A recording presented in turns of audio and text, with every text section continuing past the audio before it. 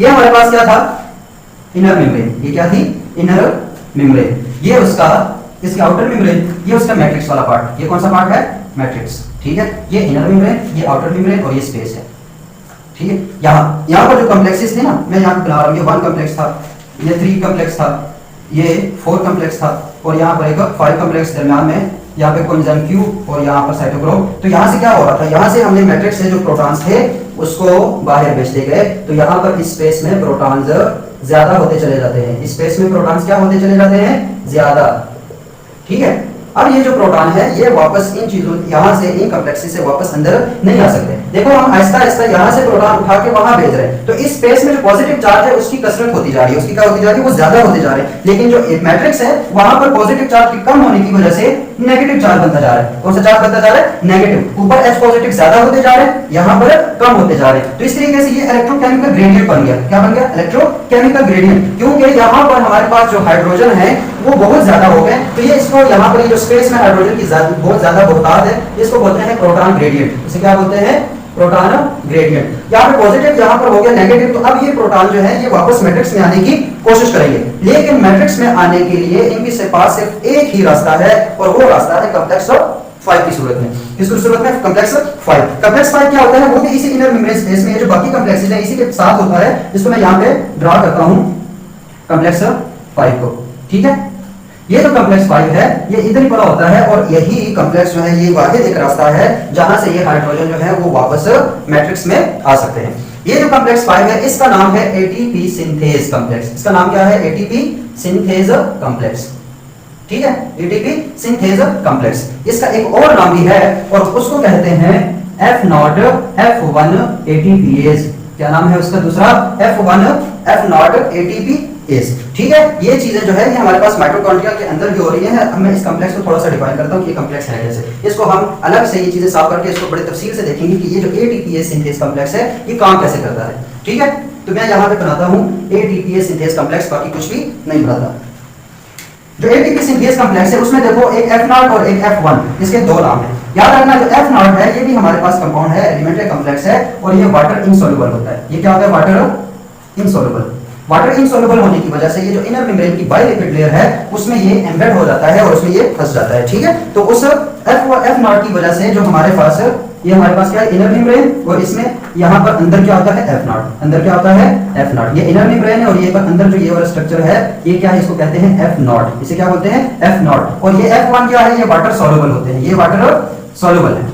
Water soluble होने की वजह से इसके ये जो है हमारे पास स्ट्रक्चर ये बाहर की तरफ मैट्रिक्स की तरफ आ जाता है, और मैट्रिक्स की तरफ इसका कुछ ऐसा स्ट्रक्चर बन जाता है, ठीक है, लॉलीपॉप की तरह, ठीक है। तो इसको वैसे नाम है, इसको लॉलीपॉप स्ट्रक्चर भी बोलते हैं। F1 है, इसका दूसरा नाम है लॉलीपॉप स्ट्रक्चर, ठीक है, लॉलीपॉप स्ट्रक्चर।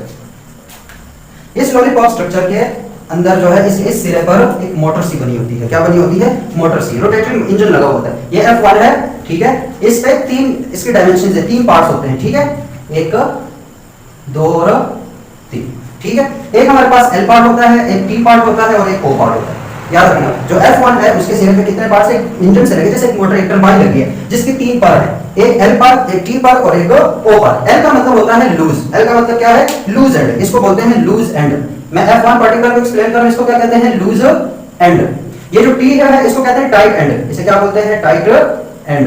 और ये जो O है इसको बोलते हैं ओपन एंड, इसे क्या बोलते हैं, ओपन एंड, ठीक है। LTO, लूज, टाइट और ओपन। ये कहां पर होंगे, ये हमारे पास इस पोर्शन में होंगे, ये वाला। कौन से पोर्शन में, इस पोर्शन में। इस पोर्शन में इस तरह का स्ट्रक्चर होता है, एक हमारे पास लूज एंड, एक टाइट एंड और एक ओपन एंड। ओपन एंड पे कोई चीज अटैच नहीं होती, याद रखना। अब इधर को होता कैसा है, ये जो हमारे पास टाइट एंड है, कौन सा एंड है, टाइट एंड। इस टाइट एंड पे हमेशा एक ATP जो है वो अटैच हुई होती है, टाइट एक ATP क्या हुई होती है, अटैच हुई होती है। उसके बाद ये जो लूज एंड है, इस लूज एंड पे हमेशा एक ADP और एक फास्फेट, इनऑर्गेनिक फास्फेट, ये दोनों अटैच हुए होते हैं, लूजली अटैच हुए होते हैं। इनको सिर्फ इंतजार होता है एनर्जी के मिलने का। अब ये जो टरबाइन है ये यहां पर अटैच हुआ होता है। अब ये हमारे पास ग्रेडियंट था, याद रखना, जब भी यहां से 3 प्रोटॉन जो हैं वो इंटर होते हैं इसमें एटीपी सिंथेज कॉम्प्लेक्स में। F1 से इंटर F0 से F1 के पास जब आते हैं तो एक तेजी से बिल्कुल इस मैट्रिक्स के अंदर आ जाते हैं। यहां से तीन प्रोटॉन बहुत ही तेजी से अंदर आ जाते हैं। जब वो बहुत ही तेजी से अंदर आते हैं तो वहां से क्या होता है कि ये जो टरबाइन है ना उसके अंदर आने की वजह से घूम जाता है, क्या हो जाता है, रोटेट कर जाता है। तो रोटेट करने की वजह से ये जो टी एंड है, कौन सा एंड है, टी, यहां पर जो एटीपी है वो ओपन एंड की तरफ चली जाती है। ओपन एंड पे जैसे ही जाती है तो वो लूज हो जाती है, वो क्या हो जाती है, लूज। और ये जो एडीपी और इनऑर्गेनिक फास्फेट है ये रोटेट होकर टाइट एंड पे आ जाते हैं। किस पे आ जाते हैं, टाइट एंड पे। तो टाइट एंड पे आने की वजह से ये एडीपी और ये जो फास्फेट है ये यहाँ पे एटीपी के फॉर्म में अटैच हो जाते हैं। ये जो टाइट एंड पे एटीपी था वो रोटेट करने की वजह से ओपन एंड पे गया तो वहां से वो लूज हो जाती है और यहाँ पर फिर दोबारा से एक एडीपी और एक जो इनऑर्गेनिक फास्फेट है वो लूजली अटैच हो जाता है। तो यहाँ पर तीन प्रोटॉन्स के इन्फ्लेक्स करने की वजह से क्या हुआ कि जो F1 पे हमारे पास एडीपी था और FPI इनऑर्गेनिक फास्फेट था, कौन से एंड पे, लूज एंड पे, वो रोटेट करने की वजह से किसमें कन्वर्ट हो गए, एटीपी में। और यहां हमारे पास तीन प्रोटॉन के अंदर आने की वजह से एक एटीपी जो है वो प्रोड्यूस हो जाती है। एक एटीपी क्या हो जाती है, प्रोड्यूस, किसके हेल्प से,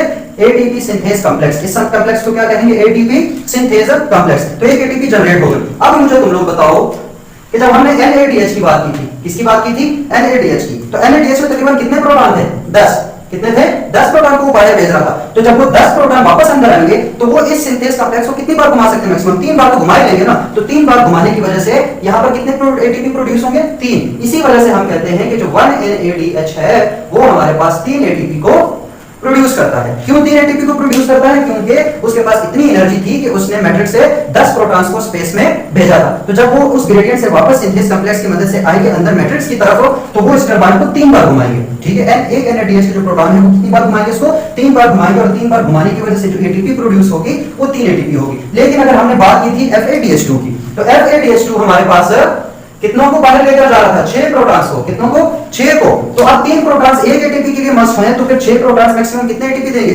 2। इस वजह से जो हमारे पास FADH2 है उससे 2 एटीपी प्रोड्यूस होते हैं। और इस तरीके से इलेक्ट्रॉन ट्रांसपोर्ट चेन जो है उसमें NADH और FADH2 को हम ऑक्सीडेटिवली फॉस्फोरिलेट करते हैं और उसको एटीपी में कन्वर्ट करते हैं। उसको किस चीज में कन्वर्ट करते हैं, एटीपी। अब इसके पास इसमें कोई खासियत नहीं कि इसने जो हाई एनर्जेटिक इलेक्ट्रॉन्स थे उसको इलेक्ट्रॉन ट्रांसपोर्ट चेन में दे दिया और खुद क्रैब साइकिल में वापस चले गए। लेकिन एक NADH की वजह से हमने इस केमियोस्मोसिस, इस प्रोसेस को क्या बोलेंगे, केमियोस्मोसिस। ये केमिकल्स है, इधर और इधर केमिकल्स हैं। और ऑस्मोसिस क्या होती है, हायर कंसंट्रेशन से लोअर कंसंट्रेशन की तरफ जाना। तो ये जो हमारे पास प्रोटॉन ग्रेडियंट है ये भी हायर से लोअर की तरफ आते हैं। तो यहाँ पर जो प्रोसेस है इसको कहते हैं केमियोस्मोसिस। क्या होते हैं, केमियोस्मोसिस। और इस केमियोस्मोसिस में क्या हुआ कि हमारे पास जो प्रोटॉन ग्रेडियंट बना था किसकी वजह से, electron transport chain of NADH और FADH2 की वजह से प्रोटॉन ग्रेडियंट बना था। वो प्रोटॉन ग्रेडियंट जब सिंथेज कॉम्प्लेक्स की मदद से वापस अंदर मैट्रिक्स की तरफ आएगा तो वो इस इंजन को घुमाएगा और इस इंजन को घुमाने की वजह से क्या होगा कि हमारे पास एटीपी जो है वो प्रोड्यूस होना शुरू कर देगी। तो this was all about electron transport chain. एक इलेक्ट्रॉन ट्रांसपोर्ट चेन में हमारे पास